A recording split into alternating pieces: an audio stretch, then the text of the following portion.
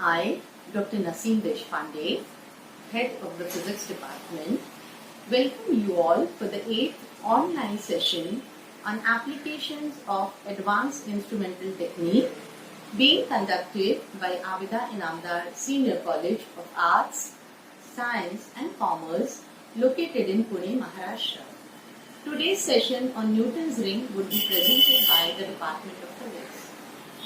Department of Physics was established with the inception of the college in 1991 and it offers study of the subject up to second year of Bachelor of Science course affiliated to Savitribai Phule, Pune University. The department has a spacious laboratory and a separate dark room for performing optics related experiments. There are 2 teaching staff members and a supporting non-teaching staff. Faculty at the department is highly qualified and is actively engaged in research activities as well. And they take immense efforts in developing student interest in the subject by organizing various activities such as seminars, conferences, guest lectures, etc. An annual exhibition is a must, which provides an opportunity to the students to exhibit their skills and put their knowledge into action. Recently, the department had organized a 3-day teachers training program for the teachers of Azam campus. Now my colleague, Professor Sohail Bhagwan, will take you on a tour to the department. Thank you. Good morning everybody. Assalamu alaikum. We welcome you to Department of Physics, Abida Inamdar Senior College, Azam campus, Pune. The lab has 2 teaching and 1 supporting staff. The lab consists of 2 parts. One main lab and second is the dark room. The main lab is spacious, well lit, well ventilated, most suitable for academic activities. The lab is well equipped with all the necessary facilities for conduct of practical work, guest lectures, online lectures and seminars. Platform where various experiments have been conducted, tabletop optical bench, sound absorption set with different absorbers and sound pressure level meter, circuit boards with DMM demostat for electronic science experiment,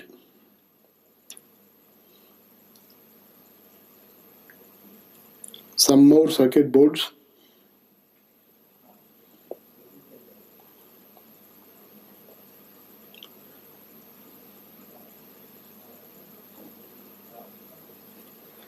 setup for measurement of frequency of AC, line voltage,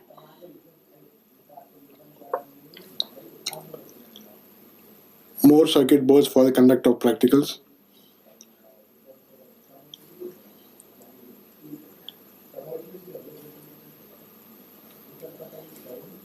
like series parallel resonance circuits, Kirchhoff's laws,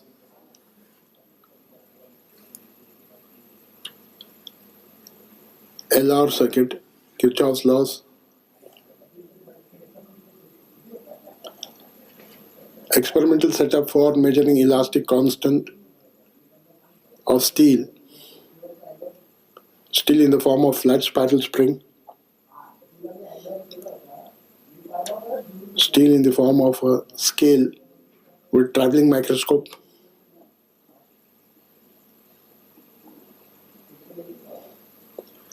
the department has various instruments like vernier caliper, screw gauge, digital capacitance meter, DMMs,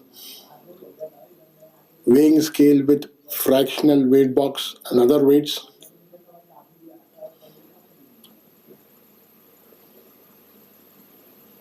The department also has ammeters, voltmeters, ranging from very small value of the order of micro to integer values.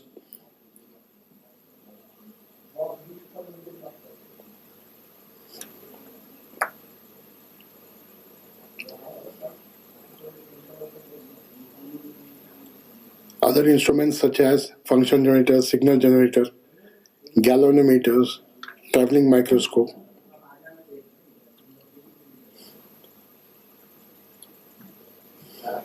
The department has well-stocked library with several reference and textbooks, books of well-known international and Indian authors such as Richard Feynman, Arthur Beiser, Pauling add to the richness of the library. Well-known Indian authors such as Gupta, Verma,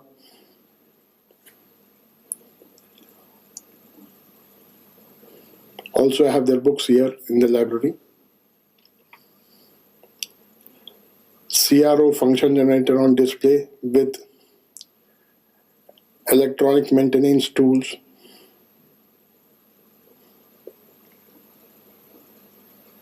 Several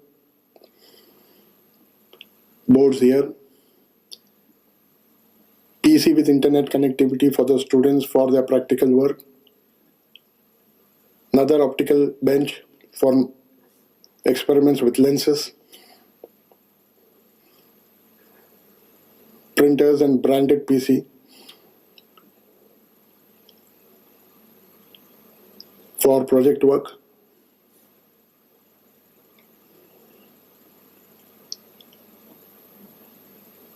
Another experimental setup.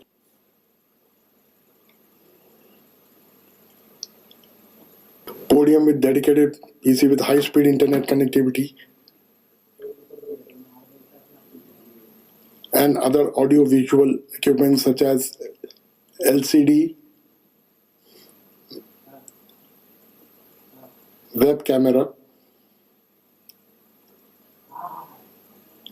and screen for seminars and workshops.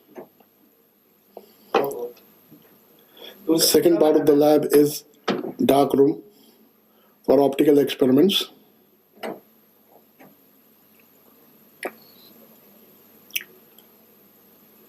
A 25-year-old optical bench with complete setup, which is very sturdy, most useful for measuring fine fringe widths, different stands of the optical bench,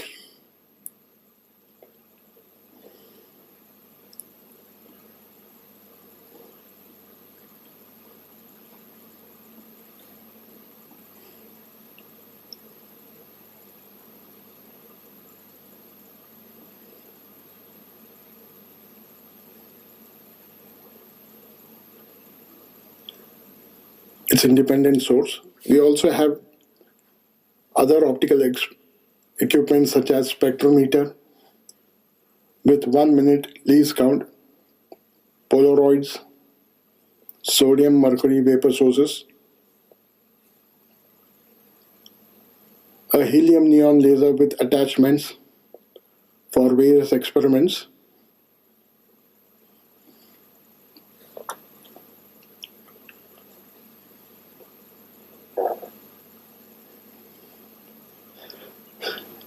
and this is the experimental setup for today's demonstration. This is the conventional Newton's rings apparatus. The traveling microscope has optical eyepiece. The optical eyepiece is replaced by the digital eyepiece, as you can see on the traveling microscope.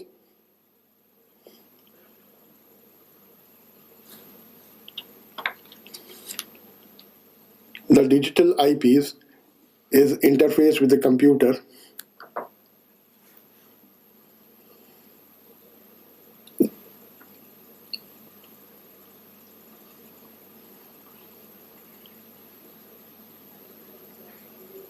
The image is seen on the computer and various measurements are taken on the computer. Dr. Naseem Deshpande will henceforth guide you on the usage of this digital system. Thank you. Newton's rings are a series of concentric circular rings consisting of bright and dark colored fringes.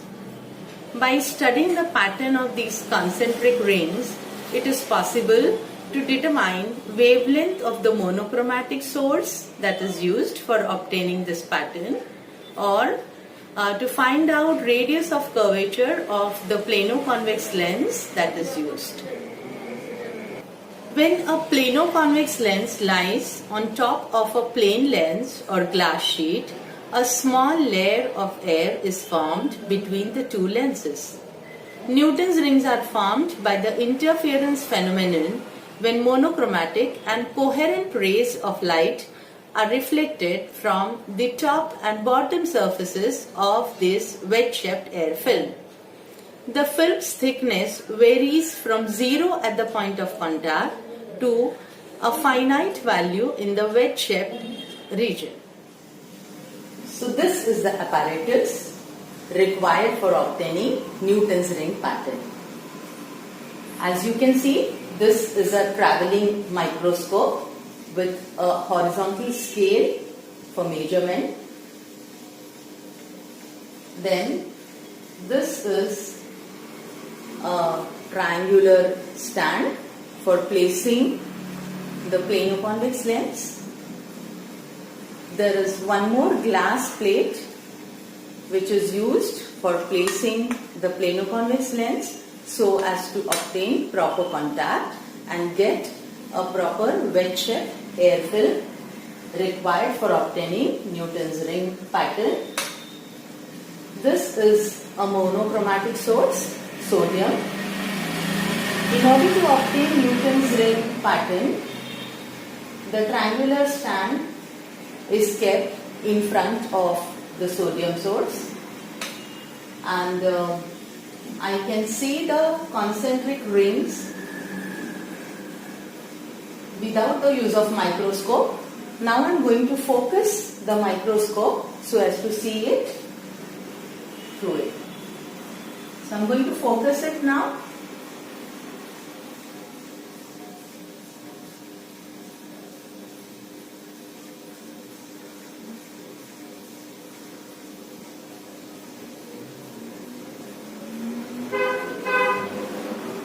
Yes, here I have got an alternate dark and bright fringes which are called as Newton's rings.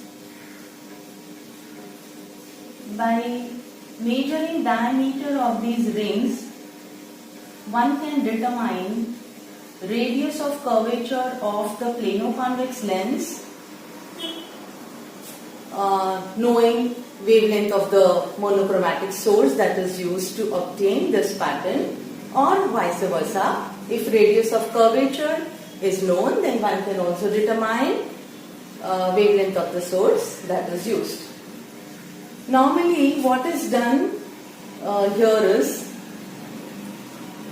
in case you want to find out radius of curvature, say r, then formula that is used to find out this is d square m minus d square n divided by 4 times lambda into m minus n, where m and n are different rings and dm and dn are diameters corresponding to the rings m and n.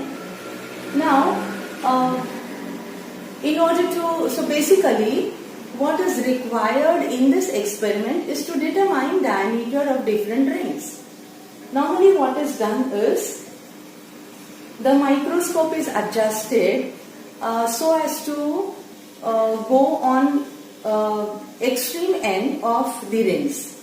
In case you want to find out diameters of ring number 20, then what is done is you adjust the microscope using this horizontal screw. You have to tighten this and adjust this screw so that the microscope shifts on one side. So you go on counting the ring numbers from beginning, from center, and go to extreme end, say ring number 20. Then you have to focus the cross wires on that ring. Then take reading corresponding to one side or one end of ring number 20. Then you adjust this horizontal screw again and bring the cross wires on a ring which is inner to this, say maybe 18. So now you note down reading corresponding to ring number 18, then to ring number 16, then 14, and like that you can measure readings corresponding to ring number 20, 18, 16, etc. etc. So you are taking the readings on one side from outermost ring rather to the innermost ring. Then when you come at the center, you cross the central dark spot and go on the other side, again with the help of horizontal screw over here. And now you record readings corresponding to ring number 2, 4, 6, etc. So on the other side, you are taking readings from innermost ring to outermost ring.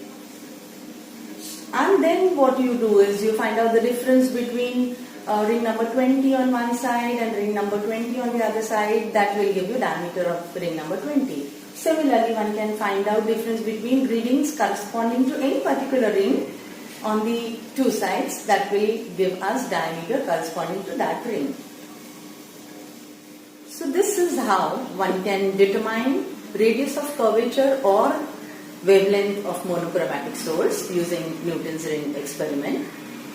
Now the only problem with this particular setup is while this Newton's ring pattern is obtained and the teacher is trying to show it to the students, it is very difficult for the teacher to understand whether the students are seeing what the teachers wants to show them.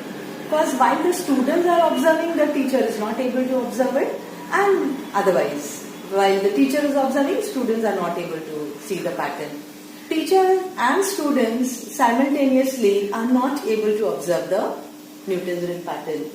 So in order to remove this difficulty, for past 2-3 years, what I was doing is, I was using my Android phone, camera of my Android phone, and I used to connect my phone with laptop, and on the screen of my laptop, I used to show this Newton's ring pattern to my students. But it never used to be so clear as you can see it otherwise. So I kept on searching whether there is some device by which we can have better image, and the concept of Newton's ring will become clear to students. So while doing this survey, while researching, I came across this particular device which is called as DigiEye, probably a short form for digital eyepiece. So now I am going to demonstrate to you how to use this DigiEye in order to get Newton's ring pattern, a beautiful Newton's ring pattern, and it is also useful for measurement of diameters. So now I shall demonstrate you the use of DigiEye to obtain Newton's ring pattern and to find out radius of curvature of the given plane convex lens. What I am going to do for that is, I will replace this eyepiece with DigiEye. So I am going to remove it.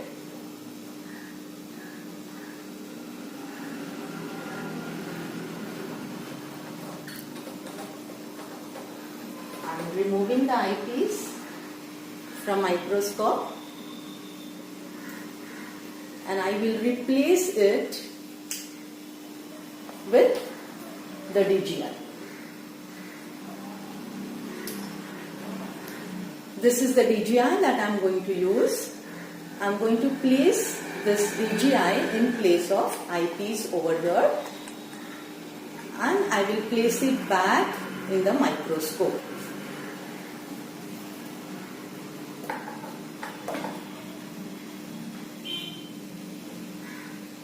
As you can see, I am fixing the DigiEye to the microscope.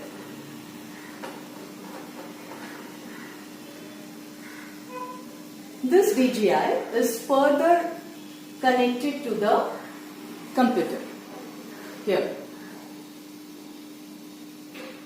Now I will show you how to observe the Newton's ring pattern using this DigiEye, and for that I am going to focus my camera on computer screen. So I am opening the Newton's ring software here.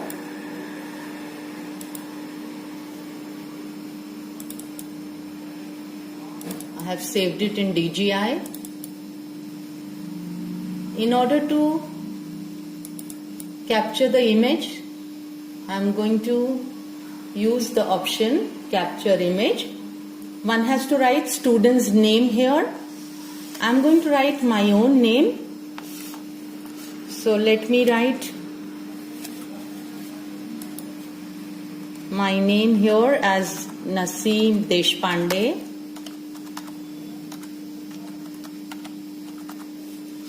Yes, I have entered my name.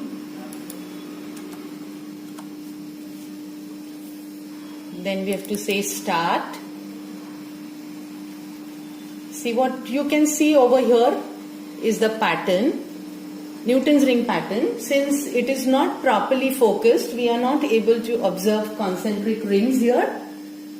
What I am going to do now is, since I have got various plano-convex lenses with different radii of curvature, I am going to place different lenses one by one so that we can observe how the pattern gets changed.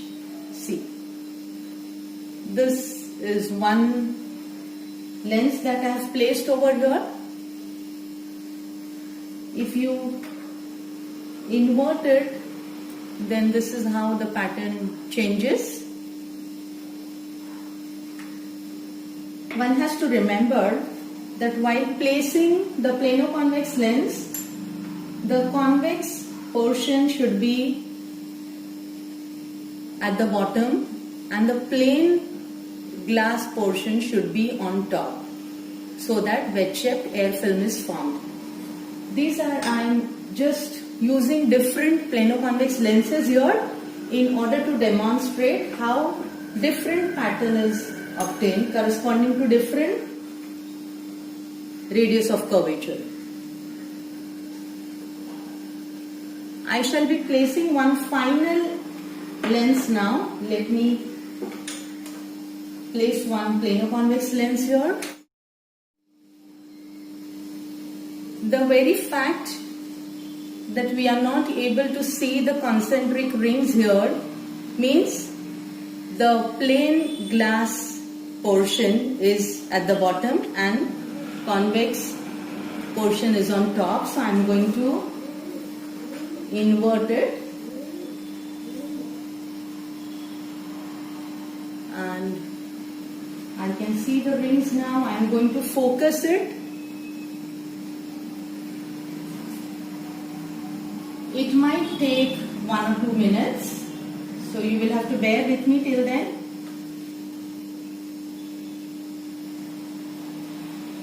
So, just some focusing part.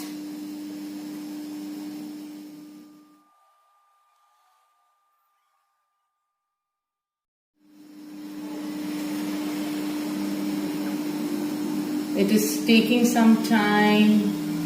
Please bear with me. Yes, I can see some pattern here, yes.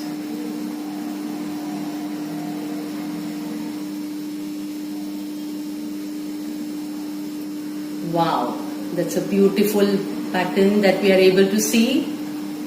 Let me do little more adjustment. Some more focusing is required. Wow.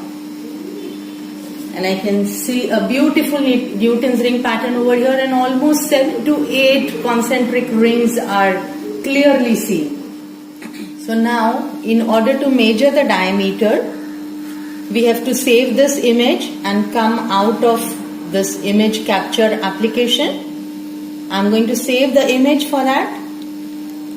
So I will save this image, close this application and exit. Now this image gets saved as microscope image, which I am going to name so that we can easily obtain it. So I think you can see it. This is saved as microscope image.bmp. I will rename this Again I'm going to write my own name here so that I can locate it easily.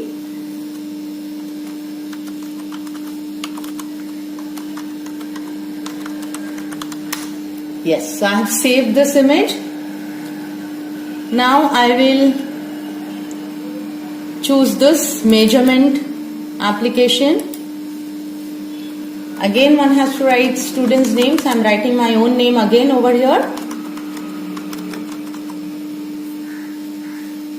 As you can see, these are different ring numbers, and one can easily obtain diameters of different rings, diameter of rings corresponding to these numbers, ring numbers in micrometer, as well as one can get radii of these rings. It is given in micrometers. What one has to do for that is capture the image, load image and measure the diameter. The image is already captured, so I am going to load this image. This is, we have named as Naseem Deshpande, so I am opening the image. So see, we have got the image that was saved by us. Now in order to measure the diameter, we have to set the origin first. So I am going to choose this option, set origin, and I am going to set the origin at the center of this central dark spot. This is how I have set the origin, and the job is very easy now. One has to simply select the ring number and the diameter would be readily available with us. So I am choosing ring number 1 here, and I will set the boundaries of ring number 1, that is first ring, and see, the diameter of first ring is available with us. Similarly, we will choose the second ring and set the boundaries of ring number 2 in order to get the diameter. Similarly, now we shall choose third ring and measure its diameter by setting its boundaries. So this is how we have got the diameter of ring number 3. Similarly, one can obtain diameter of ring number 4, then 5, and so on.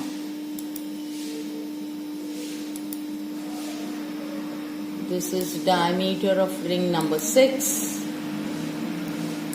So this is how one can obtain diameters corresponding to different rings.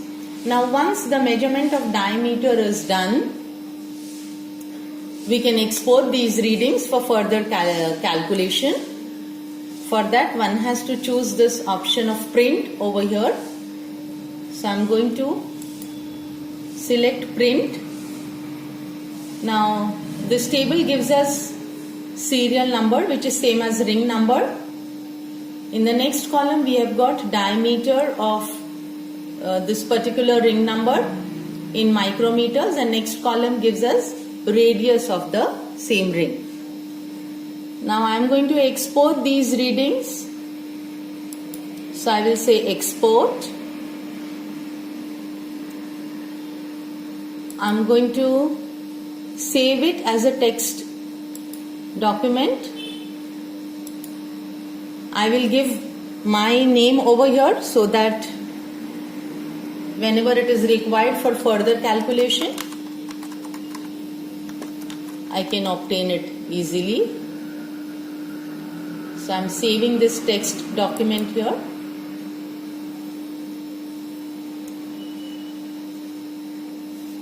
Now I will exit from here.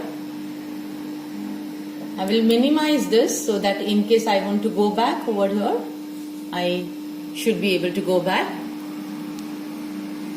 Now these readings have got saved as a text document. I am going to copy it from there and save it in Excel format so that further calculations are done. So I am copying these readings.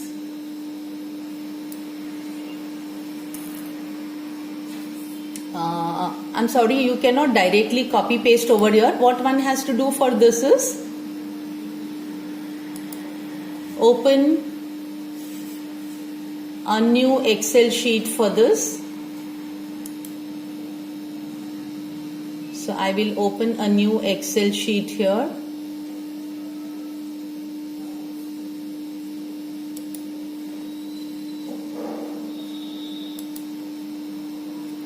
I have to name this.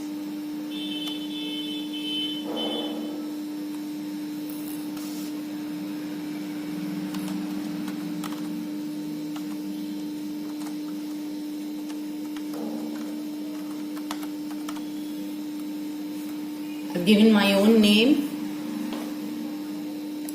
Now I will open this document and I will import the data here. So I will say data. I'm going to import it from text.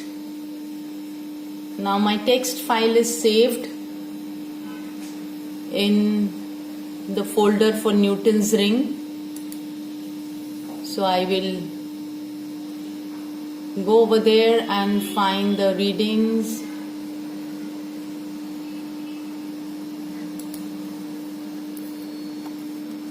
It is a text file.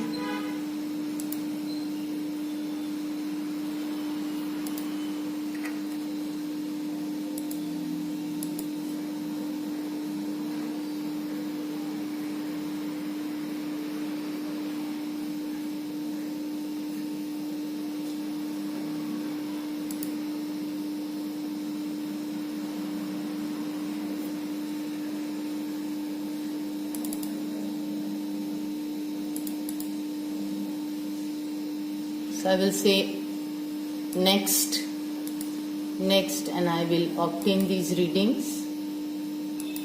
Okay, now see, all these readings are available with us. It gives all the details: student's name, ring number, diameter and radius. Now in order to calculate radius of curvature or wavelength, what we need is only diameter over here. The radius is not required, so I am going to get rid of this portion. Now further calculation I will do by using the formula for Newton's ring, that is d square m minus d square n divided by 4 lambda into m minus n. We need to find out square of diameter over here. So I will say d square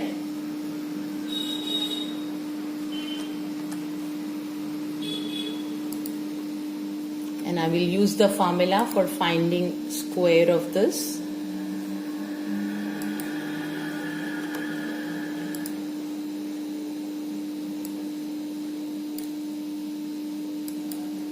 Similarly, in next column, I am going to find out difference between square of diameters. Now, conveniently, I will choose the consecutive diameter of consecutive rings here, so that difference between ring numbers, that is m minus n, becomes 1. So, I am simply going to find out difference between these two readings.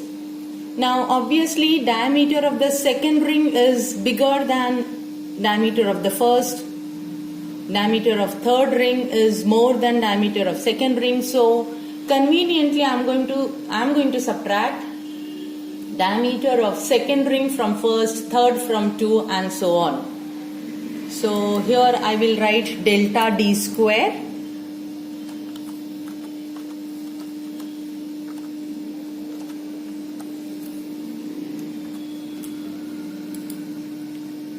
equal to this minus this. Enter. I will drag it so as to obtain delta d square corresponding to the remaining ones. Now this I will be deleting because there is no diameter, square of the diameter corresponding to this ring number. So I will simply get rid of this cell value. Now as you know, the formula is delta d square upon 4 m minus n lambda. Now conveniently we have chosen consecutive rings, so m minus n also becomes 1. Therefore what we have in the denominator is simply 4 times lambda. Lambda is wavelength of the monochromatic source that is used.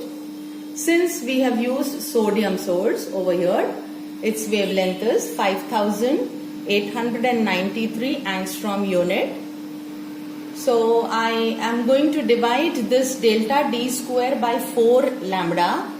One more thing we have to note over here, and that is the diameter is measured in micrometer. So square of the diameter is square of micrometers over here. Micrometer is 10 to the power minus 6 meters. So d square in this column D is 10 to the power minus 12. Now again this delta d square is going to be these values into 10 to the power minus 12. Now this is the numerator in column E, which we are going to divide by 4 times lambda. Lambda is 10 to the power minus 10 meters. So when we find the ratio delta d square upon 4 times lambda, what we have is 10 to the power minus 2 meters. In terms of centimeter, it will simply become the figure that we are going to get over here. So I might write R in this column, R for radius, and I will find out this radius by taking ratio of delta d square divided by 4 times lambda, that is 4 into 5893.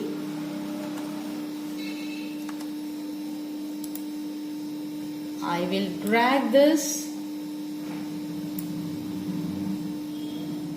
so it can be easily noticed that these values in column F gives us nothing but radius of curvature of the plano-convex lens.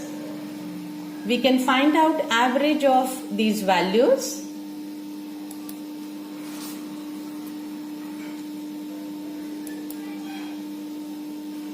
From here, average.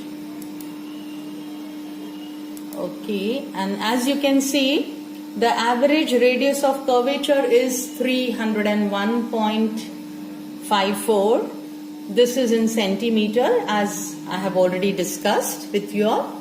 So this is how one can find radius of curvature knowing wavelength of the monochromatic source or vice versa. Now beauty of this software is we don't have to measure the readings corresponding to two different sides of the Newton's ring and then find the difference for calculating diameter. In fact, it is readily measured and available with us. So we also avoid backlash error in this. Moreover, the readings are taken more accurately, and in this particular experiment the radius of curvature, average radius of curvature, we have obtained as 301.54 centimeter. Though there are certain variations in the radius that has been computed, my main aim in today's experiment was to demonstrate the use of DGI and its software. One can concentrate more on the focusing so as to reduce this difference further and can get a better answer. I have tried my level best to explain how the DGI and its software works. I hope I have conveyed the method properly. Thank you for lending me an ear and being patient. Thank you.